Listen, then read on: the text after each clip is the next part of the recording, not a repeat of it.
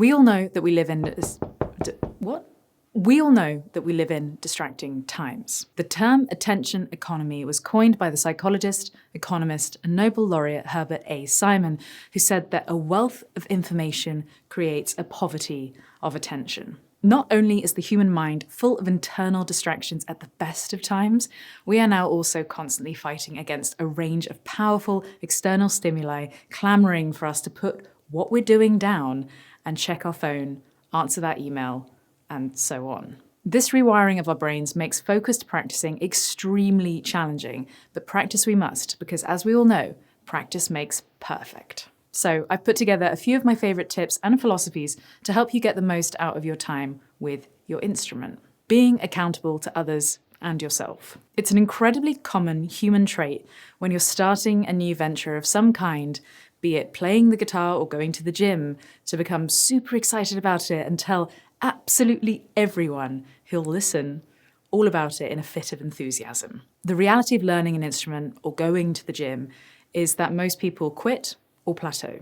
And when you're alone and you think no one's watching or no one cares, you can become more and more discouraged as that initial enthusiasm wanes, practice slips, and you're just another one of those people who's all talk and no trousers. Yes, that is a saying. You have a choice. Take action. Be the person you want to be and don't give up. 5 minutes is always better than nothing. Leave your guitar in plain view, easily accessible. Buy yourself a calendar, put it somewhere obvious and tick days off when you've practiced. You can find a buddy to hold you accountable, or you can set yourself a challenge that gives you that same feeling. When I started my YouTube channel, at the very beginning, I had no idea if anyone was even going to watch, but when a few people began to comment asking where my next Tuesday Talks episode was, everything changed for me. Knowing that even just a handful of people were expecting a video drove me to stick to my self-imposed deadlines. It still does. I've also set myself a few other deadlines by booking in live shows to really get my performing up to scratch. Yes, I will be performing again from this September. Subscribe to my newsletter to find out where I'll be playing. However, if you happen to live in the southwest of England, then I'll definitely be playing Bristol on the 31st of October. Tickets are available now. You can gain immense satisfaction by doing something, by working towards a goal, and that can be the foundation of a meaningful, enjoyable life. Or you can give up. Which would you rather do? When you practice, practice smart. The Pomodoro technique is a famous time management system pioneered by Francesco Cirillo in the late 1980s. Simply put, you break your practice session into 25-minute chunks separated by 5-minute breaks. These chunks are referred to as Pomodoros. The technique has 6 steps. 1. Decide on the task to be done, so map out your practice session before you begin. 2. Set the Pomodoro timer to 25 minutes. 3. Get to work on the task. 4. End when the timer rings and take a short break. 5. If you have finished fewer than 3 Pomodoros, go back to step 2 and repeat until you go through all 3 Pomodoros. 6. After 3 Pomodoros are done, take the 4th Pomodoro and then take a long break, let's say 20 minutes. Once the long break is finished, return to step 2. Regular breaks are important because they help aid assimilation of what you've just practiced. Cirillo advocated a low-tech approach using a kitchen timer rather than something digital. The ticking of the timer will become background noise maybe, but also help you achieve a flow state. The original technique is designed for a full day's work, so you may never get to the long break stage. And if you're pressed for time, say you only have 1 hour, then it's still smart thinking to divide that into mini Pomodoros of 15 minutes with 5-minute breaks in between. 45 minutes of intense concentration in your playing is always going to be better than an hour of staring into space. Find your own philosophy. I think one of the most important things you can do to practice successfully is make sure you frame it correctly in your mind. Let's think about it. Is your practice a routine, a compulsion, or a habit?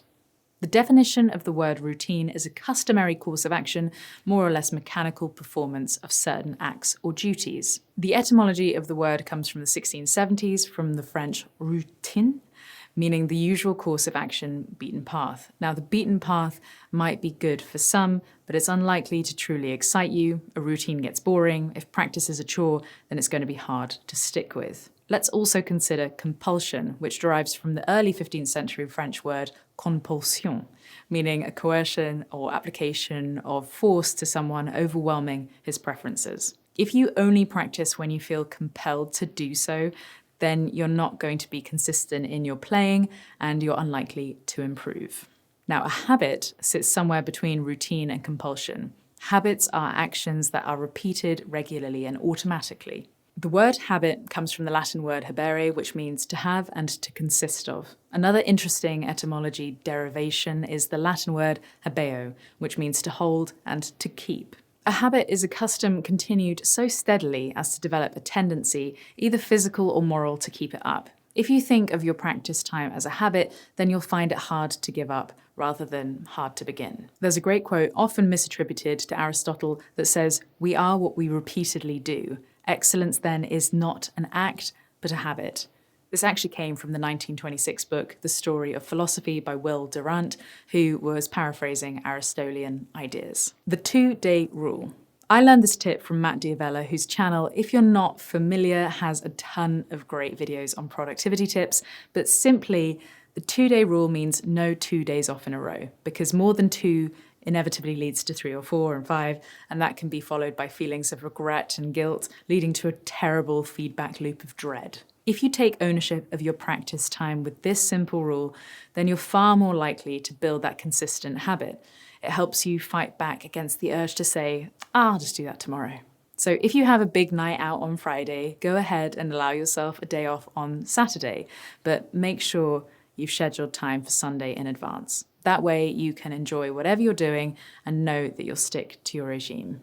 If you're away for a week and don't have your guitar with you, then take that practice time as an opportunity to learn about music theory.